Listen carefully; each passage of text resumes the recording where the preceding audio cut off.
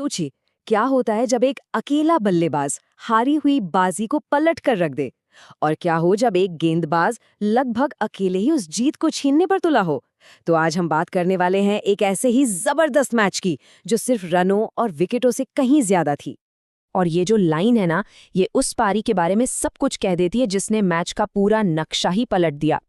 ये कहानी है रिंकू सिंह की, जिसने ये साबित कर दिया कि असली चैंपियन कौन होता है, जो दबाव में बिखरता नहीं, निखरता है। तो मैदान पर आमने सामने थीं कोलकाता और लखनऊ की टीमें। लखनऊ ने टॉस जीतकर पहले गेंदबाजी चुनी और ये एक ऐसा फैसला था जो कुछ ही देर में एक मास्टर स्ट्रोक लगने वाला था। कोलकाता ने बनाए 155 रन। अब टी20 के जमाने में ये स्कोर थोड़ा मामूली लगता है ना, लेकिन रुकिए, इस स्कोर के पीछे एक ऐसी कहानी छिपी है जो हार और जीत के बीच बुरी तरह से झूल रही थी। तो चलिए कहानी की शुरुआत में चलते हैं। कोलकाता की पारी का आगाज।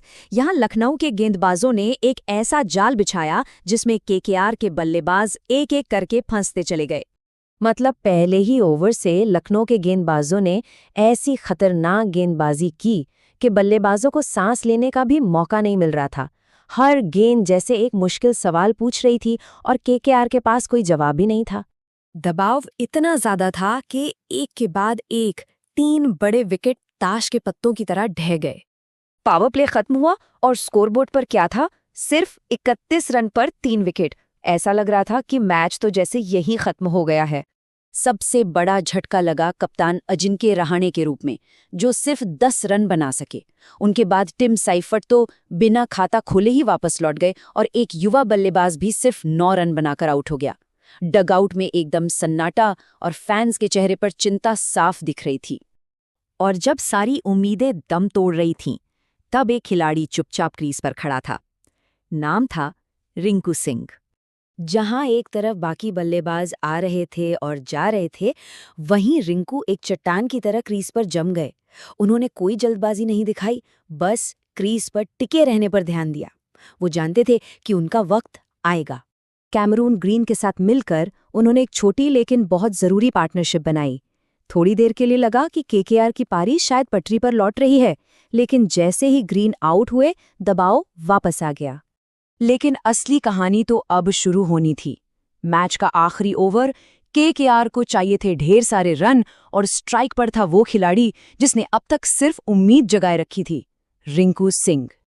और फिर जो हुआ वो तो इतिहास बन गया। पहली गेंद और ये गई बाउंड्री के पार, छक्का। दूसरी गेंद उससे भी लंबा, एक और छक्का। तीसरी गेंद, ये तो हैट्रिक थी, छक्कों की हैट्रिक।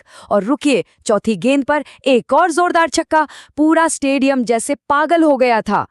सोचिए, सिर्फ एक ओवर में 26 रन आ गए। उस एक ओवर ने एक मामूली से स्कोर को लड़ने लायक टोटल में बदल दिया। ये सिर्फ रन नहीं थे, ये उम्मीद की जबरदस्त वापसी थी।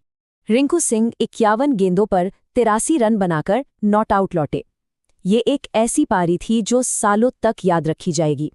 उन्होंने अकेले अपने दम पर केकेआर को मैच में वापस ला खड़ा किया था। लेकिन रुकिए, कहानी अभी खत्म नहीं हुई है। कहानी में एक और हीरो भी तो था, एक ऐसा गेंदबाज जिसकी मेहनत ने केकेआर को लगभग घुटनों पर ही ला दिया था। ये थे मोहसिन खान। जरा इन आंकड़ों पर नजर डालिए।